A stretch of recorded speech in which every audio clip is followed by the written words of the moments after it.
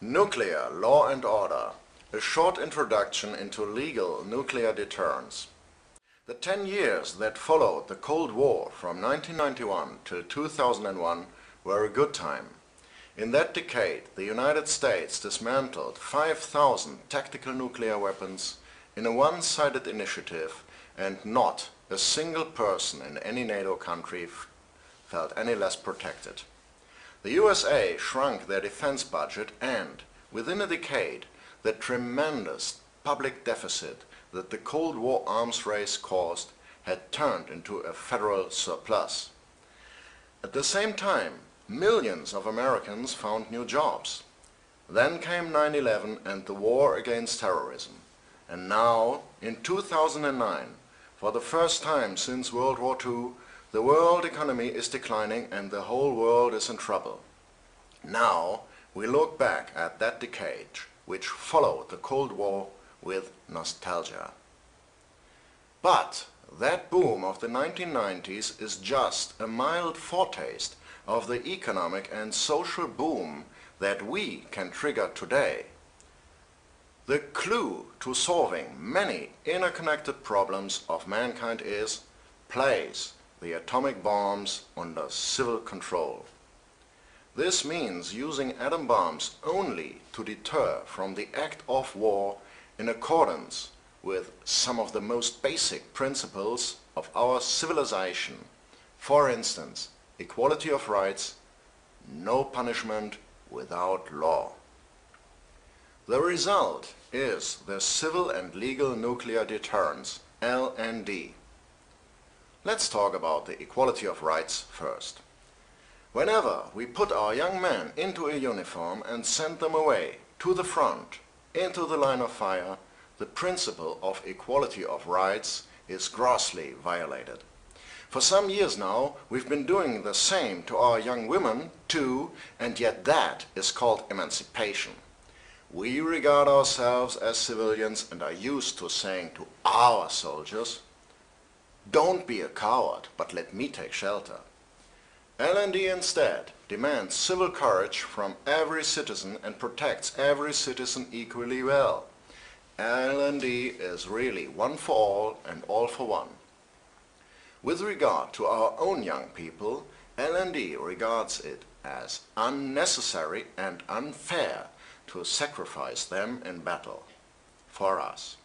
With regard to foreign soldiers attacking us, why should we kill them instead of those who have ordered the attack? It is much more justified to aim at those who are responsible for the attack. These attacking soldiers are only the tools of an aggressive state.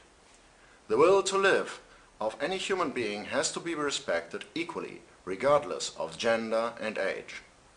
This is totally different with the legal framework of war as it exists today, the International Conventions for Warfare. These rules divide mankind up into two different classes of human beings. First class is those who do not have to wear a uniform. These so-called non-combatants or civilians, especially the politicians, have to be protected. Second class is those who have to wear a uniform, the so-called combatants, meaning the soldiers, and it is expressly allowed to kill and maim them. This means we expressly allow our enemies to kill and maim our young people instead of protecting them, which is rather scandalous if you look at it.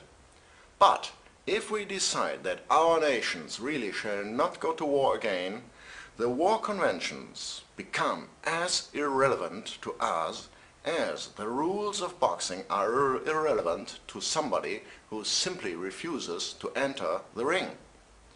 And this possibility we have today. We do not have to engage in a war even if some other state attacks us. We simply do not put up a fight.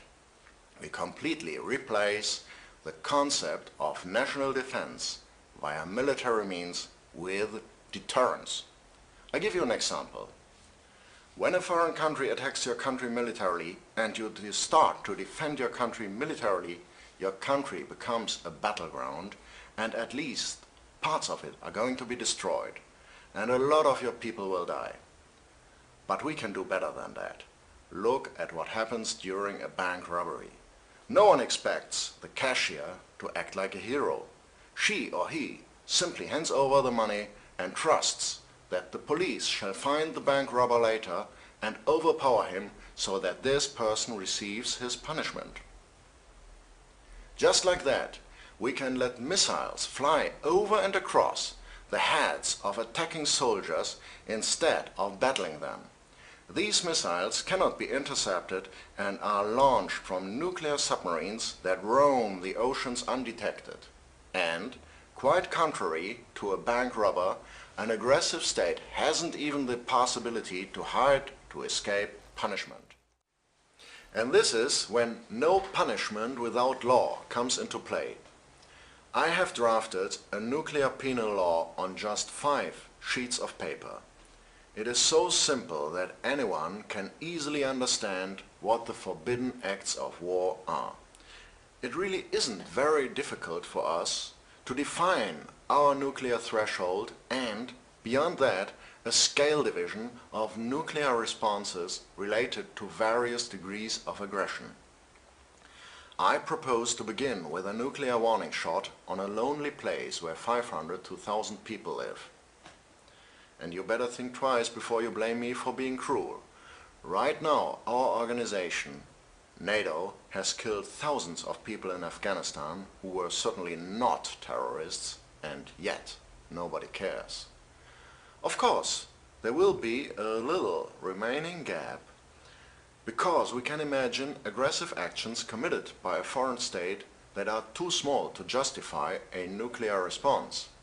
Aggressions of that kind are needle stings that might hurt and shock the nation, but do not really threaten the life of it. Heads of state responsible for such actions should be considered state terrorists. Such people deserve to become the target of an artificial meteor in the form of a solid ball of metal or an ordinary TNT bomb.